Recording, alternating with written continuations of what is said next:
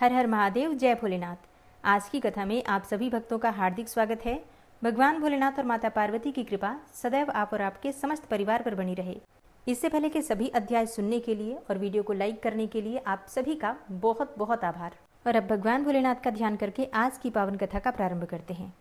श्री सनत कुमार जी कहते हैं, हे महर्षि, जब उस दूत ने शंखचूड़ के पास जाकर विस्तार पूर्वक शिवजी का वचन कह सुनाया तथा तत्वतः उनके यथार्थ निश्चय को भी प्रकट किया, तब उसे सुनकर प्रतापी दानवराज शंखचूड़ ने भी परम प्रसन्नता पूर्वक युद्ध को ही अंगीकार किया।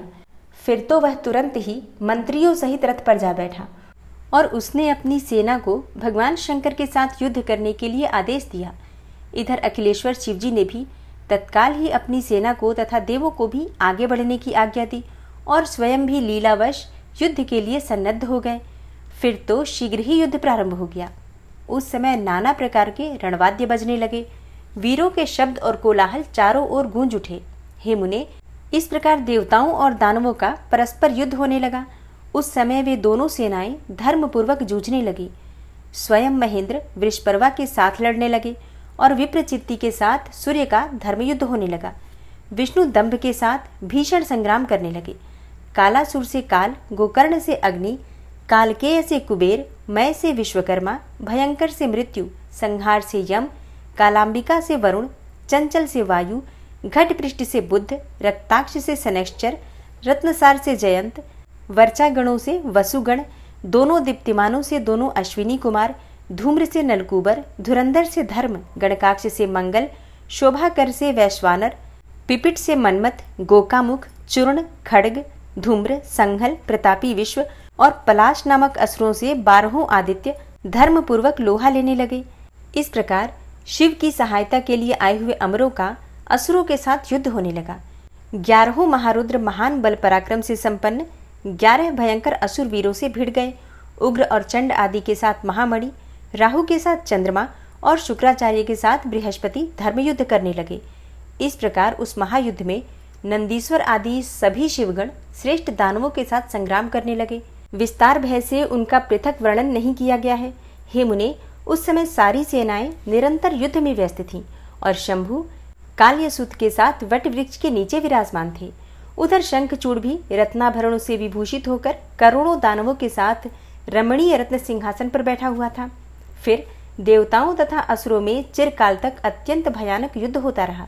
तदनंतर शंखचूड़ भी आकर उस भीषण संग्राम में जुट गया। इसी बीच महाबली वीर वीरभद्र समरभूमि में बलशाली शंखचूड़ से जा भिड़े। उस युद्ध में दानवराज जिन जिन अस्त्रों की वर्षा करता था उनको वीरभद्र खेल ही खेल में अपने बाणों से काट डालते थे। हे व्यास जी, इसी समय देवी भद्रकाली ने समरभूमि में जाकर बड़ा भयंकर सिंहनाद किया। उनके उस शब्द को सुनकर सभी दानव मूर्छित हो गए। उस समय देवी ने बारंबार अट्टहास किया और मधुपान करके रण के मुहाने पर नृत्य करने लगी। उनके साथ ही उग्रद्रष्टा, उग्रदंडा और कोटिवी ने भी मधुपान किया तथा अन्यान्य देवियों ने भी खूब मधु पीकर युद्ध स्थल में नाचना आरंभ कर दिया। उस समय शिवगणों तथा देवों के दल में महान कोलाहल मच गया। सारा सुर समुदाय बहुत प्रकार से गर्जना करता हुआ हर्ष से मगन हो गया। उसके बाद काली ने शंखचूड़ के ऊपर प्रलयकालीन अग्नि की शिखा के समान उद्दीप्त आग्नेयास्त्र चलाया, परंतु दानवराज ने वैष्णवास्त्र से उसे शीघ्र ही शांत कर दिया। तब देवी भद्रकाली ने उस पर नारायणास्त्र का प्रयोग किया। वह अस्त्र दानव शत्रु को देखकर बढ़ने लगा।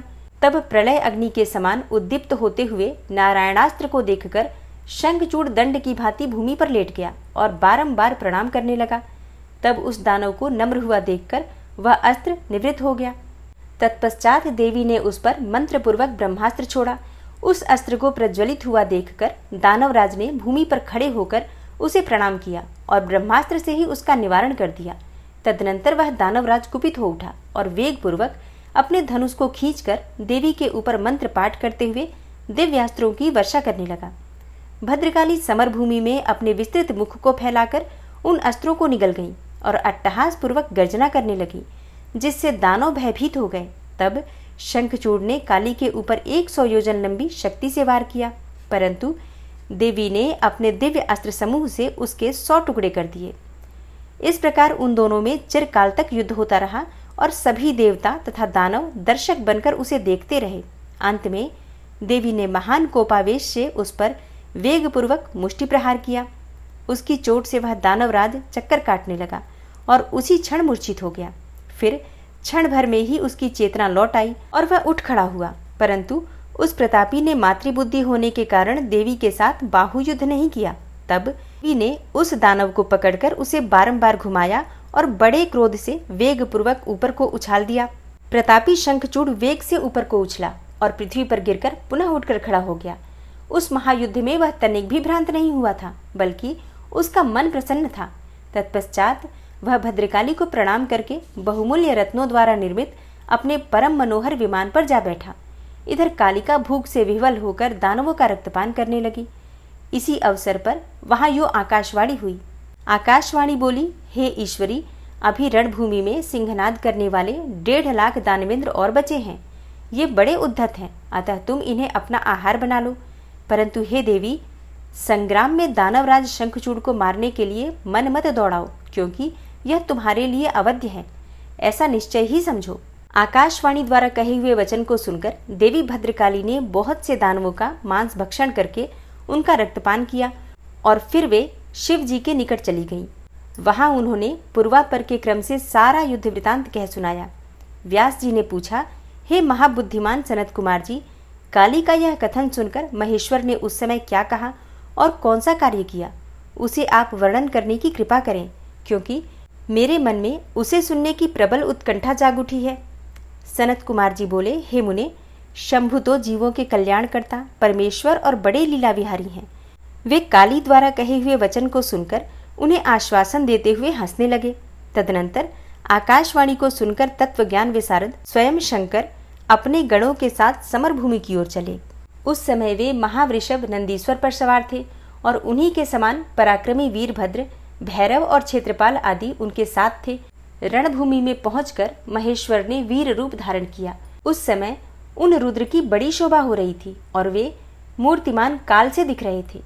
जब शंखचूड़ की दृष्टि शिवजी पर पड़ी, तब वह विमान से उतर पड़ा और परम भक्ति के साथ दंड की भांति पृथ्वी पर लौटकर उसने सिर के बल उन्हें प्रणाम किया। इस प्रकार नमस्कार करने के पश्चात वह तुरंत ही अपने विमान पर जा बैठा और कवच धारण करके उसने धनुष बाण उठाया। फिर तो दोनों ओर से बाणों की झड़ी लग गई। जो व्यर्थ ही बाण वर्षा करने वाले शिव और शंखचूड़ का वह उग्र युद्ध सैकड़ों वर्षों तक चलता रहा। अंत में युद्ध स्थल में शंखचूड़ का वध करने के लिए महाबली महेश्वर ने सहसा ही अपना वह त्रिशूल उठाया, जिसका निवारण करना बड़े बड़े तेजस्वियों के लिए भी अशक्य है। तब तत्काल ही उसका निषेध करने के लिए यो आकाशवाणी हुई, हे शंकर, मेरी प्रार्थना सुनिए और इस समय इस त्रिशूल को मत चलाइए। हे ईश, यद्यपि आप क्षण मात्र में पूरे ब्रह्मांड का विनाश करने में सर्वथा समर्थ हैं, फिर इस अकेले दानव शंखचूड़ की तो बात ही क्या है। तथापि आप स्वामी के द्वारा देव मर्यादा का विनाश नहीं होना चाहिए। हे महादेव, आप उस देव मर्यादा को सुनिए, उसे सत्य एवं सफल बनाइए। वह देव मर्यादा यह है कि जब तक इस शंखचूड़ के हाथ में श्रीहरि का परम उग्र कवच वर्तमान रहेगा और इसकी पतिव्रता पत्नी तुलसी का सतीत्व अखंडित रहेगा, तब तक इस पर जरा और मृत्यु अपना प्रभाव नहीं डाल सकेंगे। अतः हे जगदीश्वर शंकर, ब्रह्मा के इस वचन को सत्य कीजिए। तब सत्पुरुषों के आश्रय स्वरूप शिवजी ने उस आकाशवाणी को सुनकर तथास्तु कहकर उसे स्वीकार कर लिया और विष्णु को उस कार्य के लिए प्रेरित किया। फिर तो शिवजी की इच्छा से विष्णु वहां से चल पड़े। वे तो मायावियों में भी श्रेष्ठ मायावी ठहरे। अतः उन्होंने एक वृद्ध ब्राह्मण का वेश धारण किया और शंखचूड़ के निकट जाकर उससे जो कहा। वृद्ध ब्राह्मण बोले, हे दानवेंद्र, इस समय मैं याचक होकर तुम्हारे पास आया हूँ और तुम मुझे भिक्षा दो। हे दीनवत्सल, अभी मैं अपने मनोरथ को प्रकट नहीं करूंगा। जब तुम देना स्वीकार कर लोगे, तब पीछे मैं उसे बताऊंगा और तब तुम उसे पूर्ण करना। ब्राह्मण की बात सुनकर राजेंद्र शंखचूड़ का मुख और नेत्र प्रसन्नता से खिल उठे। जब उसने ओम कहकर उसे स्वीकार कर लिया, तब ब्राह्मण ने छल पूर्वक कहा, मैं तुम्हारा कवच चाहता हूँ। यह सुनकर ऐश्वर्यशाली दानवराज शंखचूड़ ने, जो कि ब्राह्मण भक्त और सत्यवादी था, वह दिव्य कवच जो उसे प्राणों के समान था, ब्राह्मण को दे दिया। इस प्रकार श्रीहरि ने माया द्वारा उससे वो कवच ले लिया और फिर शंखचूड़ का रूप धारण करके वे तुलसी के पास पहुंचे। वहां जाकर सबके आत्मा एवं तुलसी के नित्य स्वामी श्रीहरि ने शंखचूड़ रूप से उसके शील का हरण कर लिया। इसी समय विष्णु भगवान ने शंभु से अपनी सारी बातें कह सुनाई। तब शिवजी ने शंखचूड़ के वध के निमित्त अपना उद्दीप्त त्रिशूल हाथ में ले लिया। परमात्मा शंकर का वह विजय नामक त्रिशूल अपनी उत्कृष्ट प्रभा बिखेर रहा था। उससे सारी दिशाएं, पृथ्वी और आकाश प्रकाशित हो उठे।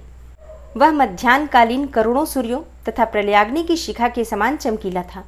उसका निवारण करना असंभव था। वह दुर्धर्ष, कभी व्यर्थ न होने वाला और शत्रुओं का संहारक था। वह तेजों का अत्यंत उग्र समूह, संपूर्ण शस्त्रास्त्रों का सहायक, भयंकर और सारे देवताओं तथा असुरों के लिए दुस्सह था। वह एक ही स्थान पर ऐसा दमक रहा था मानो लीला का आश्रय लेकर संपूर्ण ब्रह्मांड का संहार करने के लिए उद्यत हो। उसकी लंबाई 1000 धनुष और चौड़ाई 100 हाथ थी।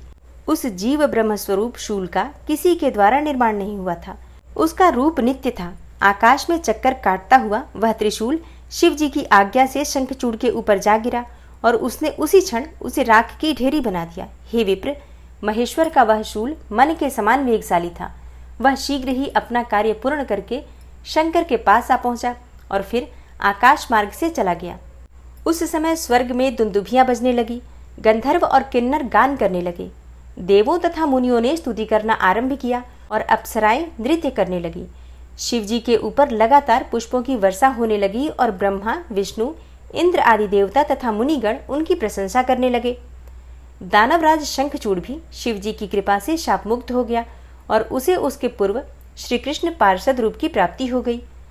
शंखचूड़ की हड्डियों से शंख जाति का प्रादुर्भाव हुआ। जिस शंख का जल शंकर के अतिरिक्त समस्त देवताओं के लिए प्रशस्त माना जाता है।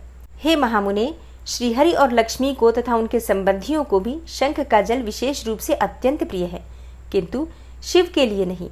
इस प्रकार शंखचूड़ को मारकर शंकर, उमा, स्कंद और गणों के साथ प्रसन्नता पूर्वक नंदीश्वर पर सवार होकर शिवलोक को चले गए। भगवान विष्णु ने वैकुंठ के लिए प्रस्थान किया और देवगण परमानंद होकर अपने अपने लोक को चले गए। उस समय जगत में चारों ओर परम शांति छा गई। सबको निर्विघ्न रूप से सुख मिलने लगा। आकाश निर्मल हो गया और सारी पृथ्वी पर उत्तम उत्तम मंगल कार्य होने लगे। हे महामुने, इस प्रकार मैंने तुमसे महेश के जिस चरित्र का वर्णन किया है वह आनंददायक, सर्व दुखहारी, लक्ष्मीप्रद और संपूर्ण कामनाओं को पूर्ण करने वाला है। आपने संक्षेप में ये तो जाना कि भगवान विष्णु ने तुलसी के शील का हरण किया। उसके बाद तुलसी को किस प्रकार से पता चला कि ये भगवान विष्णु है और इसके बाद तुलसी ने क्या किया। फिर भगवान शिव ने तुलसी और शालिग्राम के शिला का निर्माण किस प्रकार से किया।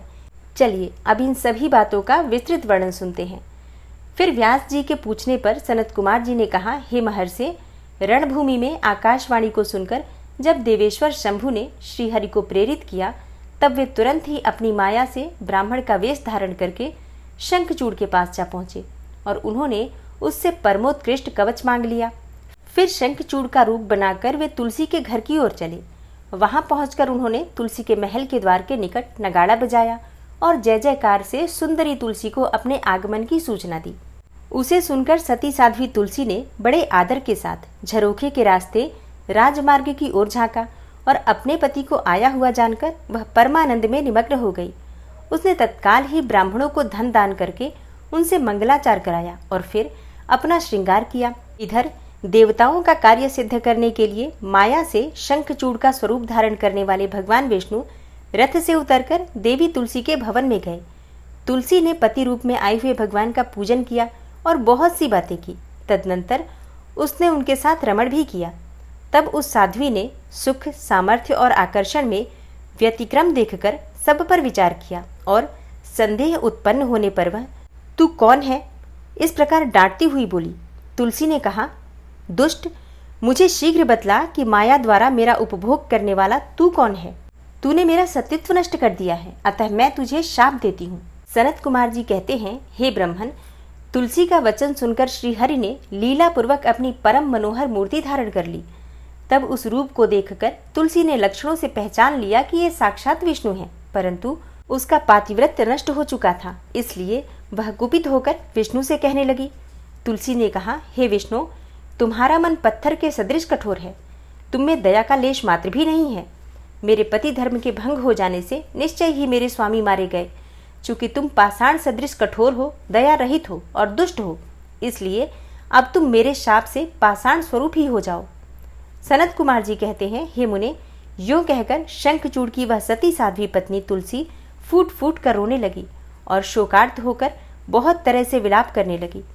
इतने में वहां भक्त वत्सल भगवान शंकर प्रकट हो गए और उन्होंने समझा कर कहा, हे देवी, अब तुम दुख को दूर करने वाली मेरी बात सुनो और श्रीहरि भी स्वस्थ मन से उसे श्रवण करें, क्योंकि तुम दोनों के लिए जो सुख कारक होगा वही मैं कहूंगा। हे भद्रे, तुमने जिस मनोरथ को लेकर तप किया था वह उसी तपस्या का फल है। भला यह अन्यथा कैसे हो सकता है? इसलिए तुम्हें उसके अनुरूप ही फल प्राप्त हुआ है। अब तुम इस शरीर को त्याग कर दिव्य देह धारण कर लो और लक्ष्मी के समान नित्य होकर श्री हरि के साथ वैकुंठ में विहार करती रहो। तुम्हारा यह शरीर जिसे तुम छोड़ दोगी नदी के रूप में परिवर्तित हो जाएगा। वह नदी भारतवर्ष में पुण्य रूपा गंडकी के नाम से प्रसिद्ध होगी।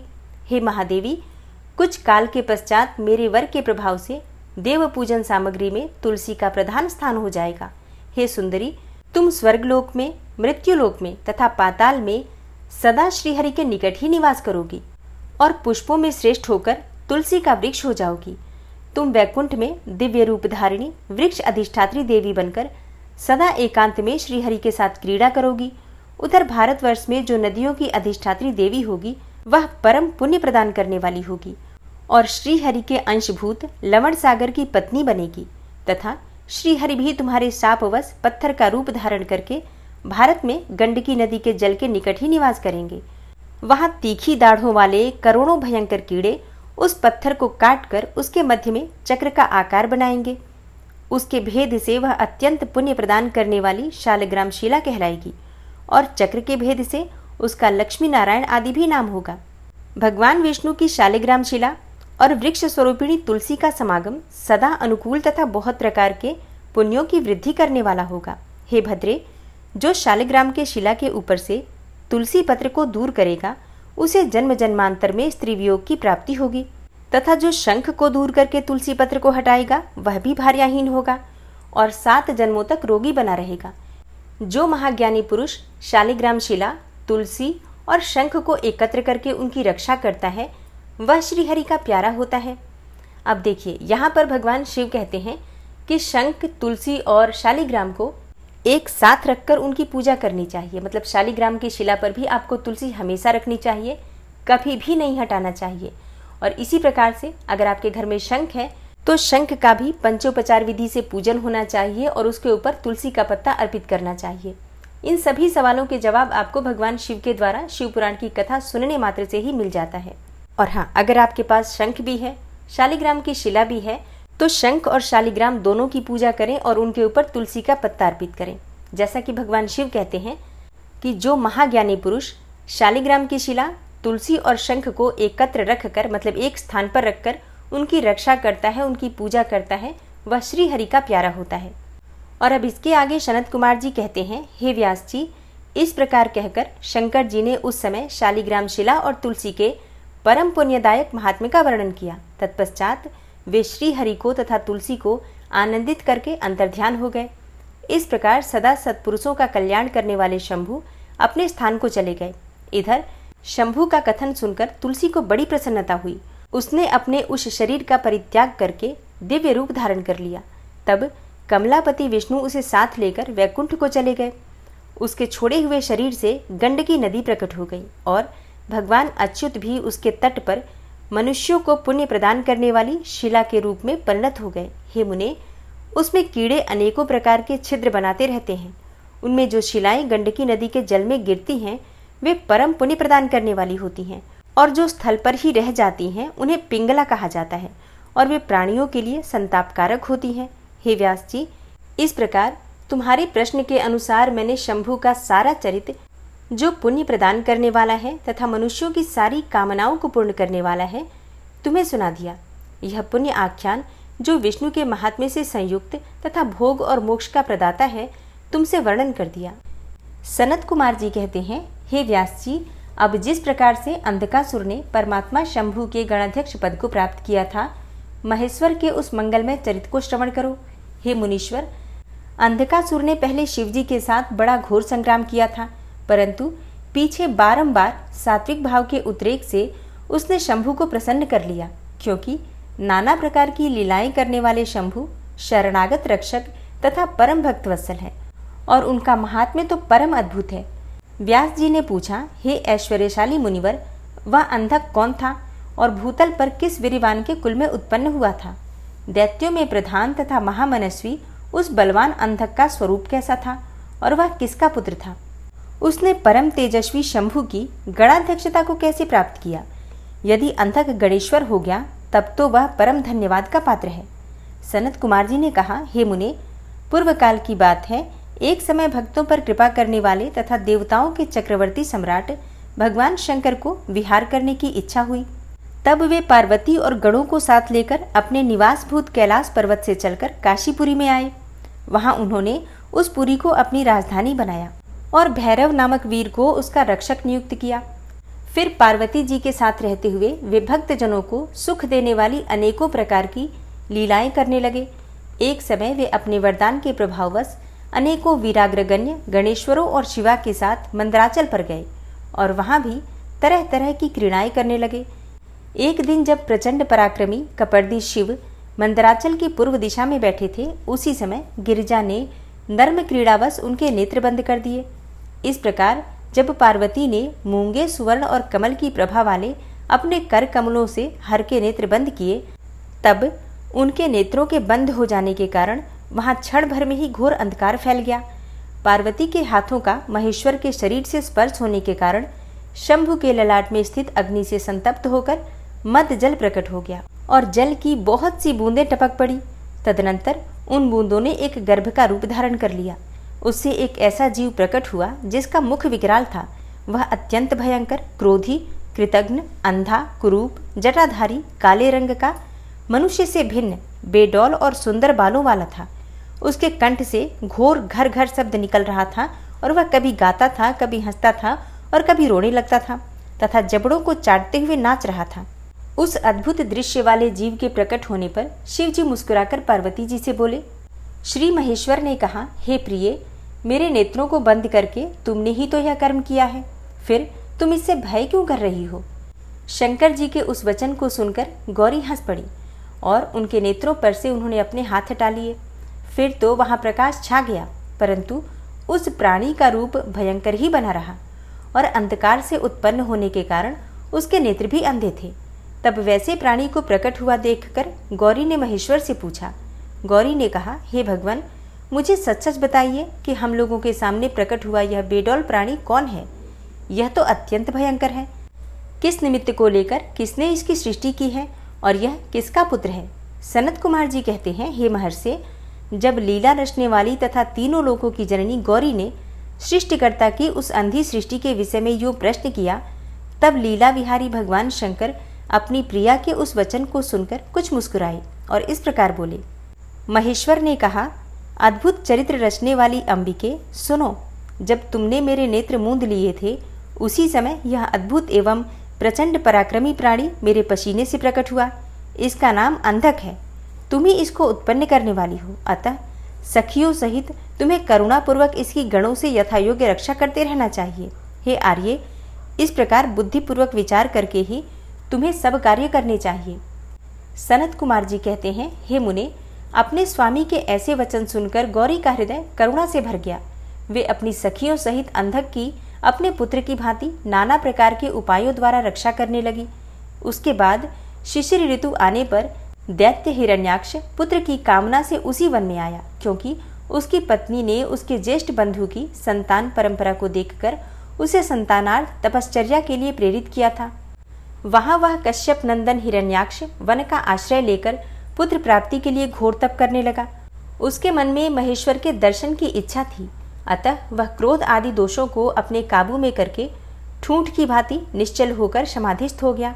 हे द्विजेंद्र, तब जिसकी ध्वजा में वृषभ का चिन्ह वर्तमान है तथा जो पिनाक धारण करने वाले हैं, वे महेश उसकी तपस्या से पूर्णतया प्रसन्न होकर उसे वर प्रदान करने के लिए चले और उस स्थान पर पहुंचकर दैत्य प्रवर हिरण्याक्ष से बोले। महेश ने कहा, दैत्यनाथ, अब तू अपनी इंद्रियों का विनाश मत कर। किस लिए तूने इस व्रत का आश्रय लिया है?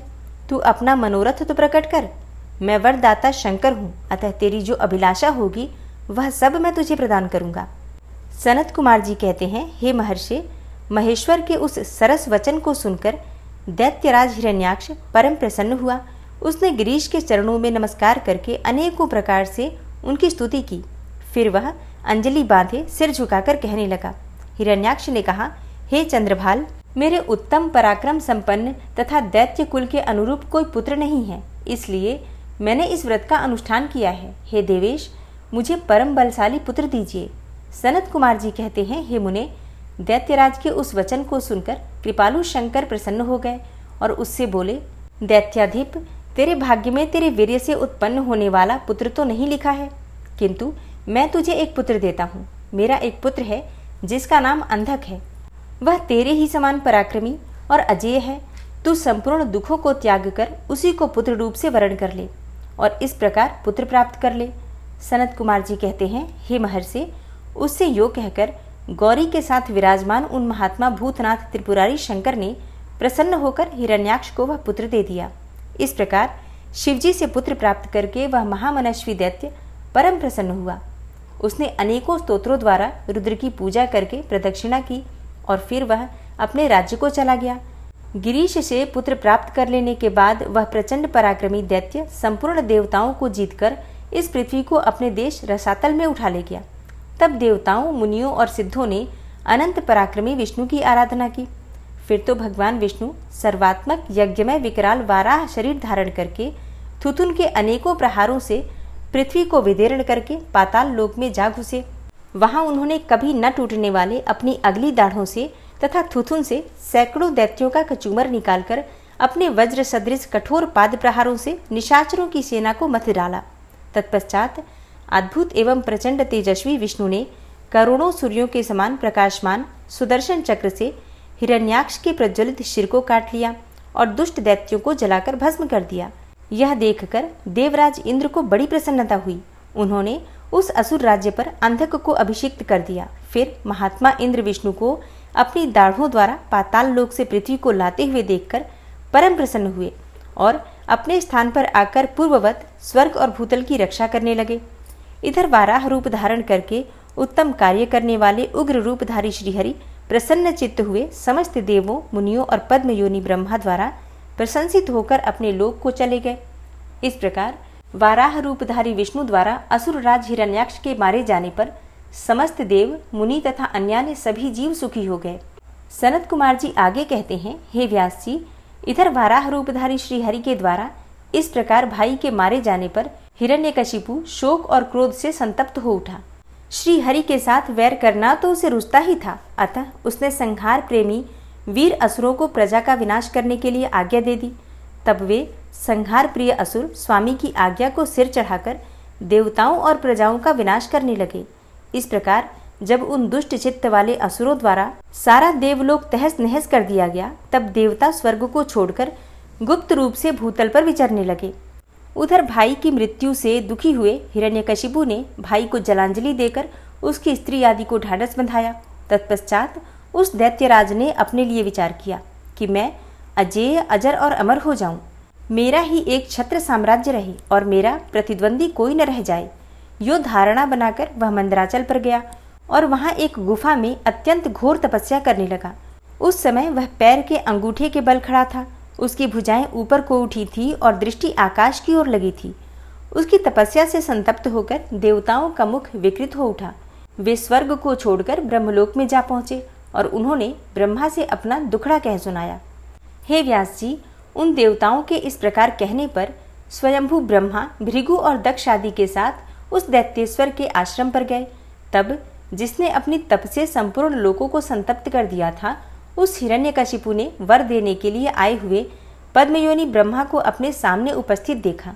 उधर पितामह ने भी उससे कहा, वर मांगो। तब जिसकी बुद्धि मोहित नहीं हुई थी, उस असुर ने विधाता की उस मधुर वाणी को सुनकर इस प्रकार कहा।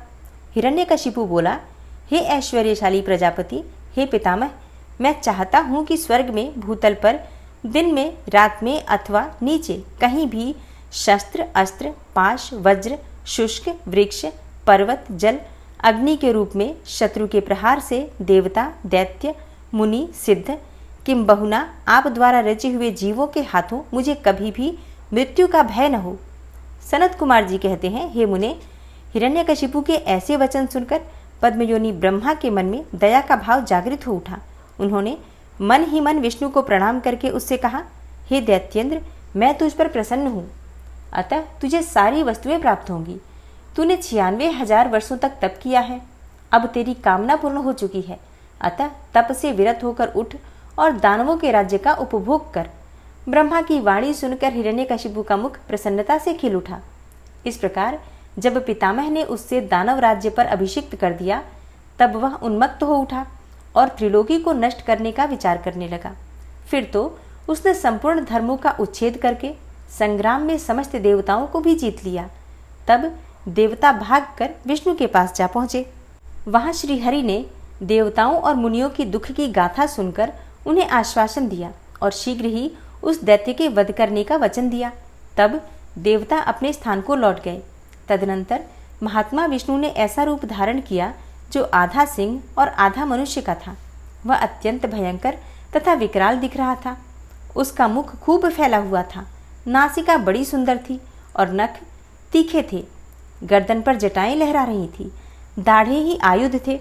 उसमें करोड़ों सूर्यों के समान प्रभा छिटक रही थी और उसका प्रभाव प्रलयकालीन अग्नि के सदृश था। अधिक कहाँ तक कहा जाए, वह रूप तो जगन्मय था।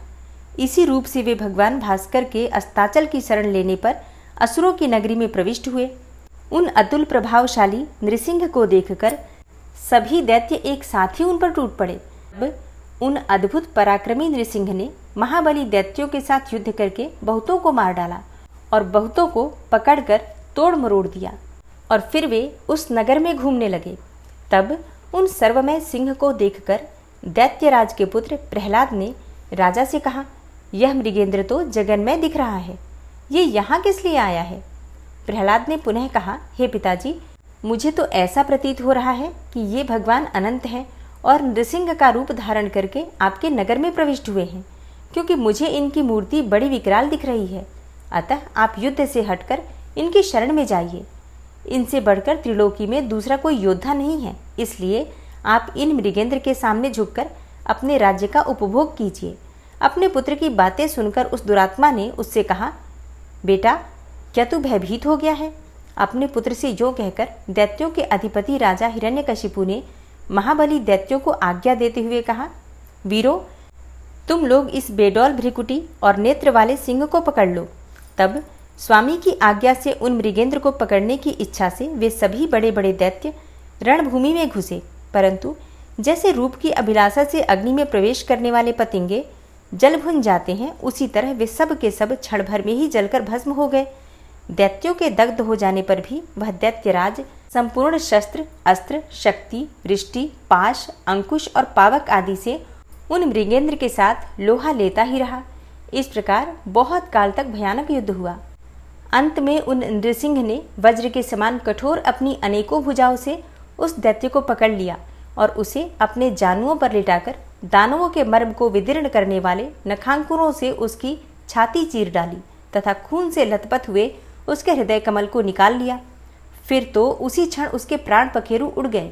तब भगवान नृसिंह ने बारंबार के आघात से जिसके सारे अंग चूर चूर हो गए थे, उस काष्ठभूत दैत्य को छोड़ दिया। उस समय उस देव शत्रु के मारे जाने पर उन्हें बड़ी प्रसन्नता हुई। उसी अवसर पर प्रहलाद ने आकर उनके चरणों में सिर झुकाया। तब अद्भुत पराक्रमी विष्णु ने प्रहलाद को बुलाकर उन्हें दैत्यों के राज्य पर अभिषिक्त कर दिया और स्वयं अतर्कित गति को प्राप्त हो गए, अर्थात अंतर्ध्यान हो गए। तदनंतर पितामह आदि समस्त सुरेश्वर परम प्रसन्न होकर अपना कार्य सिद्ध करने वाले पूजनीय भगवान विष्णु को उसी दिशा में प्रणाम करके अपने अपने धाम को चले गए। हे विप्रवर, प्रसंगवश मैंने रुद्र से अंधक की उत्पत्ति, वाराह से हिरण्याक्ष की मृत्यु, नृसिंह के हाथों उसके भाई का विनाश और प्रहलाद की राज्य प्राप्ति का वर्णन कर दिया। हे द्विज श्रेष्ठ, अब मैं शिव की कृपा से प्राप्त हुए अंधक के प्रभाव का, शंकर जी के साथ उसके युद्ध का और पीछे जिस प्रकार उसे महेश के गणाध्यक्ष पद की प्राप्ति हुई, उस कथा का वर्णन करता हूँ, तुम ध्यानपूर्वक सुनो। सनत कुमार जी कहते हैं, हे मुनिवर, एक समय हिरण्याक्ष का पुत्र अंधक अपने भाइयों के साथ विहार में संलग्न था। उसी समय उसके कामासक्त मदांध भाइयों ने उससे कहा, अरे अंधे, तुम्हें तो अब राज्य से क्या प्रयोजन है। हिरण्याक्ष तो मूर्ख ही था, जो उसने घोर तप द्वारा शंकर जी को प्रसन्न करके भी तुम जैसे कुरूप, बेडौल, कलिप्रिय और नेत्रहीन को प्राप्त किया। ऐसे तुम राज्य के भागी तो हो ही नहीं सकते, क्योंकि भला तुम ही विचार करो कि कहीं दूसरे से उत्पन्न हुआ पुत्र भी राज्य पाता है। सच पूछो तो निश्चय ही इस राज्य के भागी हम ही लोग हैं। सनत कुमार जी कहते हैं, हे मुने, उन लोगों की ये बातें सुनकर अंधक दीन हो गया। फिर उसने स्वयं ही बुद्धिपूर्वक विचार करके तरह तरह की बातों से उन्हें शांत किया और रात के समय वह निर्जन वन में चला गया। वहां उसने हजारों वर्षों तक घोर तप करके अपने शरीर को सुखा डाला और अंत में उस शरीर को अग्नि में होम देना चाहा। तब ब्रह्मा जी ने उसे वैसा करने से रोककर कहा, हे दानव, अब तू वर मांग ले। सारे संसार में जिस दुर्लभ वस्तु को प्राप्त करने की तेरी अभिलाषा हो, उसे तू मुझसे ले ले। पद्मयोनि ब्रह्मा के वचन को सुनकर वह दैत्य दीनता एवं नम्रता पूर्वक कहने लगा, हे भगवान, जिन निष्ठुरों ने मेरा राज्य छीन लिया है, वे सब दैत्य आदि मेरे भृत्य हो जाएं। मुझे अंधे को दिव्य चक्षु प्राप्त हो जाए। इंद्र आदि देवता मुझे कर दिया करें, अर्थात टैक्स दिया करें, और देवता, दैत्य, गंधर्व, यक्ष, नाग, मनुष्य, दैत्यों के शत्रु नारायण, सर्वमय शंकर तथा अन्यान्य किन्हीं भी प्राणियों से मेरी मृत्यु ही न हो। उसके उस अत्यंत दारुण वचन को सुनकर ब्रह्मा जी सशंकित हो उठे और उससे बोले। ब्रह्मा जी ने कहा, हे दैत्येंद्र, ये सारी बातें तो हो जाएंगी, किंतु तू अपने विनाश का कोई कारण भी तो स्वीकार कर ले, क्योंकि जगत में कोई ऐसा प्राणी न हुआ है और न आगे होगा ही जो काल के गाल में न गया हो। फिर तुझ जैसे सत्पुरुषों को तो अत्यंत लंबे जीवन का विचार त्याग ही देना चाहिए। ब्रह्मा के इस अनुनय भरे वचन को सुनकर वह दैत्य पुनः बोला। अंधक ने कहा, हे प्रभु, तीनों कालों में जो उत्तम, मध्यम और नीच नारियां होती हैं, उन्हीं नारियों में से कोई रत्नभूता नारी मेरी भी जननी होगी। वह मनुष्य लोक के लिए दुर्लभ तथा शरीर, मन और वचन से भी अगम्य है। उसमें राक्षस भाव के कारण जब मेरी काम भावना उत्पन्न हो जाए, तभी मेरा नाश हो। उसकी बात सुनकर स्वयंभू भगवान ब्रह्मा को महान आश्चर्य हुआ। वे शंकर जी के चरण कमलों का स्मरण करने लगे। तब शंभू की आज्ञा पाकर वे उस अंधक से बोले। ब्रह्मा जी ने कहा, हे दैत्यवर, तू जो कुछ चाहता है, तेरे वे सभी सकाम वचन पूर्ण होंगे। हे दैत्येंद्र, अब तू उठ, अपना अभिष्ट प्राप्त कर और सदा वीरों के साथ युद्ध करता रहे। सनत कुमार जी आगे कहते हैं, हे मुनीस, हिरण्याक्ष पुत्र अंधक के शरीर में नसें और हड्डियां ही शेष रह गई थी। वह ब्रह्मा के ऐसे वचन को सुनकर शीघ्र ही भक्तिपूर्वक उन लोकेश्वर के चरणों में लौट गया और इस प्रकार बोला।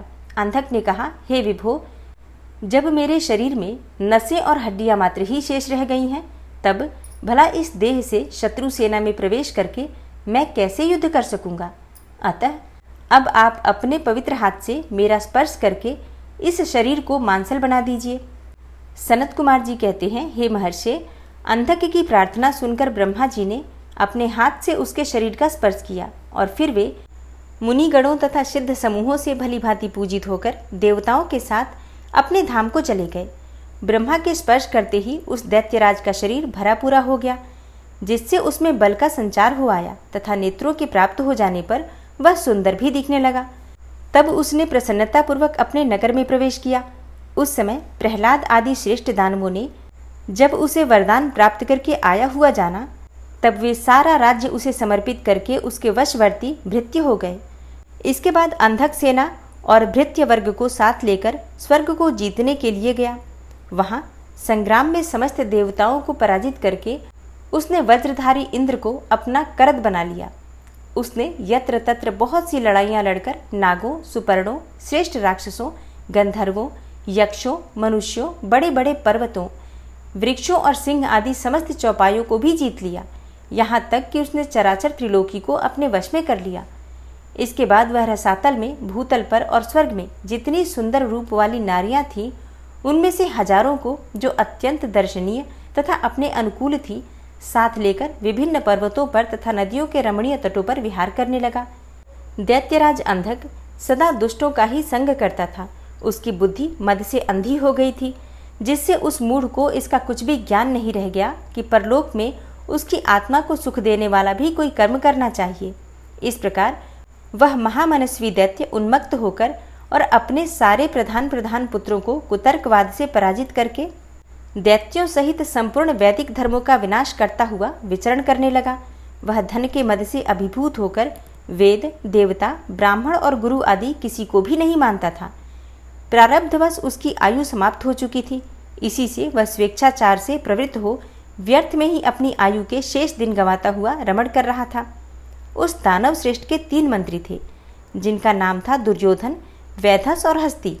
एक समय उन तीनों ने उस पर्वत के किसी रमणीय स्थान पर एक परम रूपवती नारी को देखा।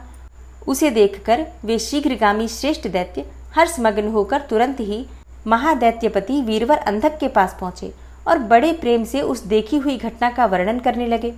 मंत्रियों ने कहा, हे दैत्येंद्र, यहाँ एक गुफा के भीतर हमने एक मुनि को देखा है।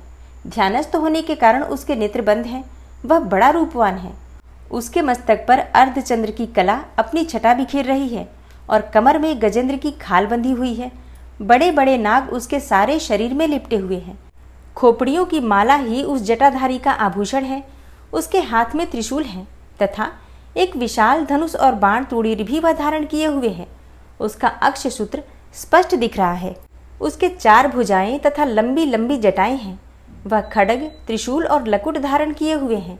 उसकी आकृति अत्यंत गौर है और उस पर भस्म का अनुलेप लगा हुआ है। वह अपने उत्कृष्ट तेज से सुशोभित हो रहा है। इस प्रकार उस श्रेष्ठ तपस्वी का सारा वेश ही अद्भुत है। उससे थोड़ी ही दूर पर हमने एक और पुरुष को देखा है, जो विकराल वानर सा है। उसका मुख बड़ा भयंकर है। वह सभी आयुध धारण किए हुए हैं, परंतु उसका हाथ रुक्ष है। वह उस तपस्वी की रक्षा में तत्पर है। उसके पास ही एक बूढ़ा सफेद रंग का बैल भी बैठा है। उस बैठे हुए तपस्वी के पार्श्व भाग में हमने एक शुभ लक्षण संपन्ना नारी को भी देखा है। वह भूतल पर रत्न स्वरूपा है। उसका रूप बड़ा मनोरम है और तरुणी होने के नाते वह मन को मोह लेती है। मूंगे, मोती, मणि, सुवर्ण, रत्न और उत्तम वस्त्रों से वह सुसज्जित है। उसके गले में सुंदर मालाएं लटक रही हैं। कहाँ तक कहें, वह इतनी सुंदरी है कि जिसने उसे एक बार देख लिया, उसी का नेत्र धारण करना सफल है। उसे फिर इस लोक में अन्य वस्तुओं को देखने से क्या प्रयोजन है। वह दिव्य नारी पुण्यात्मा मुनिवर महेश की मान्या एवं प्रियतमा भार्या है। हे दैत्येंद्र, आप तो उत्तमोत्तम रत्नों का उपभोग करने वाले हैं, अतः उसे यहाँ बुलवाकर देखिए। वह आपके भी देखने योग्य है। सनत कुमार जी कहते हैं, हे मुनिश्रेष्ठ, मंत्रियों के उन वचनों को सुनकर दैत्यराज अंधक कामातुर हो उठा। उसके सारे शरीर में कंप छा गया।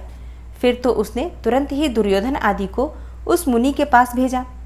मंत्रियों ने वहां जाकर मुनीश्वर को प्रणाम करके उनसे अंधकासुर का संदेश कहा तथा बदले में शिवजी का उत्तर सुनकर वे लौटकर अंधक से बोले। मंत्रियों ने कहा, हे राजन, आप तो संपूर्ण दैत्यों के स्वामी हैं, फिर भी उस महान पराक्रमी वीरवर तपस्वी मुनि ने अपनी बुद्धि से त्रिलोकी को तृण के समान समझकर हंसते हुए आपके लिए ऐसी बातें कही है। उस निशाचर का शौर्य और धैर्य अस्थिर है। वह दानव, कृपण, सत्वहीन, क्रूर, कृतघ्न और सदा ही पाप कर्म करने वाला है। क्या उसे सूर्यपुत्र यम का भय नहीं है? कहाँ तो मैं, मेरे दारुण शस्त्र और मृत्यु को भी संत्रस्त कर देने वाला युद्ध, और कहाँ वह वानर का सा मुख वाला डरपोक निशाचर, जिसके सारे अंग बुढ़ापे से जर्जर हो गए हैं। कहाँ मेरा यह स्वरूप और कहाँ तेरी मंदभाग्यता? तेरी सेना भी तो नहीं के बराबर ही है। फिर भी यदि तुझमें कुछ सामर्थ्य हो तो युद्ध के लिए तैयार हो जा और आकर कुछ अपनी करतूत दिखा। मेरे पास तुझ जैसे पापियों का विनाश करने वाला वज्र सरीखा भयंकर शस्त्र है और तेरा शरीर तो कमल के समान कोमल है। ऐसी दशा में विचार करके तुझे जो रुचिकर प्रतीत हो वह कर। सनत कुमार जी कहते हैं, हे मुनिवर, मंत्रियों की बातें सुनकर माता पार्वती पर मोहित हुआ वह कामांध राक्षस विशाल सेना लेकर चल दिया और वहां पहुंचकर नंदीश्वर से युद्ध करने लगा। बड़ा भयानक युद्ध हुआ। उस समय युद्ध स्थल में चर्बी, मज्जा, मांस और रक्त की कीच मच गई। वहां सिर कटे हुए धड़ नाच रहे थे और कच्चा मांस खाने वाले जानवर चारों ओर व्याप्त हो गए थे, जिससे वह बड़ा भयंकर लग रहा था। थोड़ी ही देर में दैत्य भाग खड़े हुए। तब पिनाकधारी भगवान शंकर दक्ष कन्या सती को भली भांति धीरज बंधाते हुए बोले, हे प्रिय, मैंने जो पहले अत्यंत भयंकर महान पशुपत व्रत का अनुष्ठान किया था, उसमें रात दिन तुम्हारे प्रसंगवश जो हमारी सेना का विनाश हुआ है, यह विघ्न सा आ पड़ा है। हे देवी, मरण धर्मा प्राणियों का जो अमरों पर आक्रमण हुआ है, वह मानो पुण्य का विनाश करने वाला कोई ग्रह प्रकट हो गया है। अतः अब मैं पुनः किसी निर्जन वन में जाकर उस परम अद्भुत दिव्य व्रत की दीक्षा लूंगा और उस कठिन व्रत का अनुष्ठान करूंगा। हे सुंदरी, तुम्हारा शोक और भय दूर हो जाना चाहिए। सनत कुमार जी कहते हैं, हे मुने, इतना कहकर उग्र प्रभावशाली महात्मा शंकर धीरे से अपना शिंगा बजाकर एक अत्यंत भयंकर पावन वन में चले गए। वहां वे 1000 वर्षों के लिए पाशुपत व्रत के अनुष्ठान में तत्पर हो गए। इस व्रत का निभाना देवों और असुरों की शक्ति के बाहर है। इधर शील गुण से संपन्न पतिव्रता देवी पार्वती मंदराचल पर ही रहकर शिवजी के आगमन की प्रतीक्षा करती रहती थी। यद्यपि पुत्र स्थानीय वीरकगण उनकी सुरक्षा में तत्पर रहते थे, तथापि उस गुफा के भीतर अकेली रहने के कारण वे सदा भयभीत रहती थी, जिससे उन्हें बड़ा दुख होता था।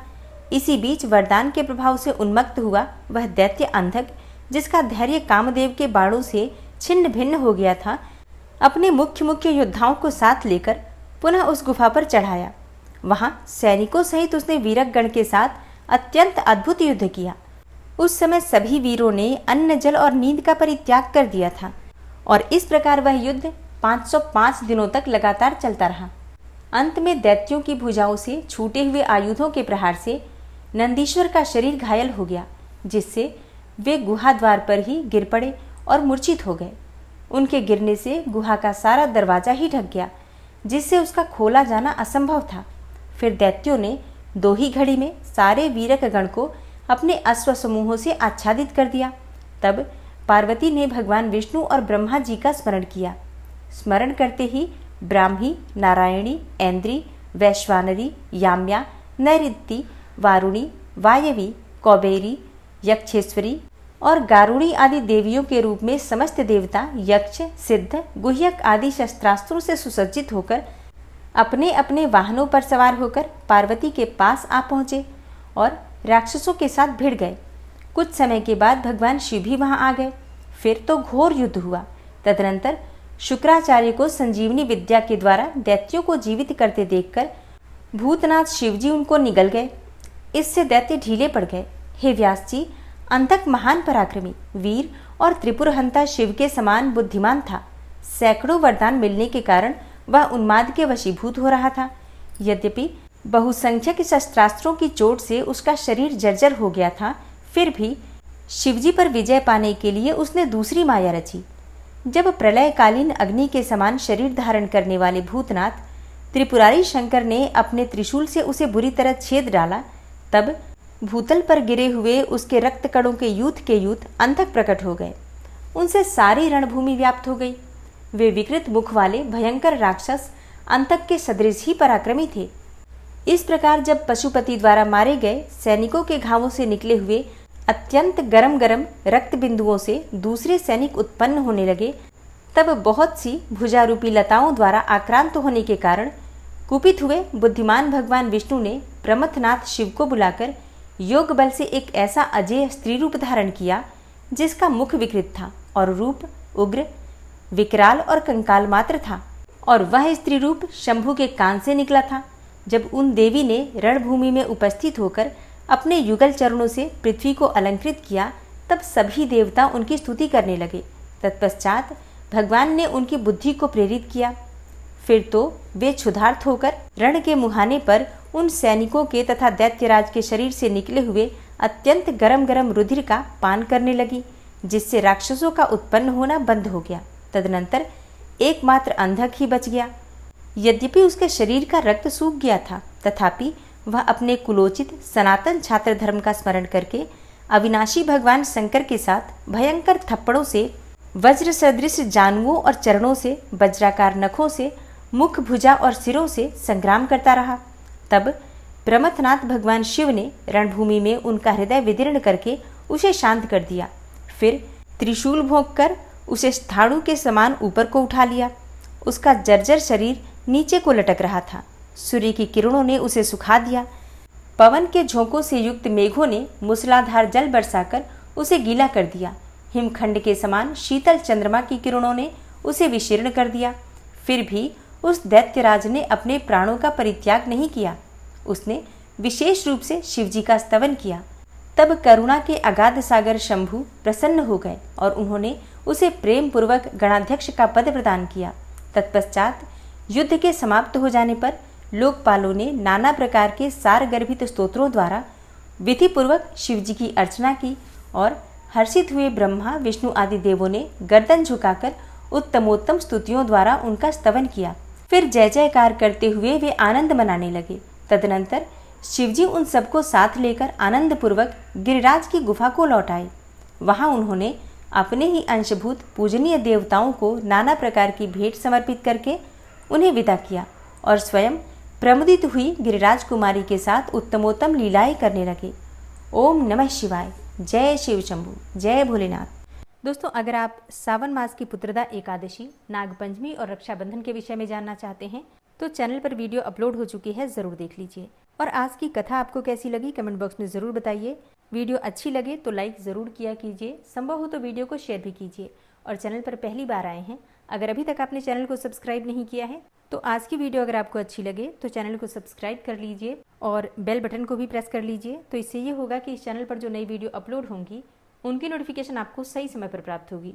मिलती हूँ मैं आपसे अगली वीडियो में, तब तक के लिए जय श्री राधे।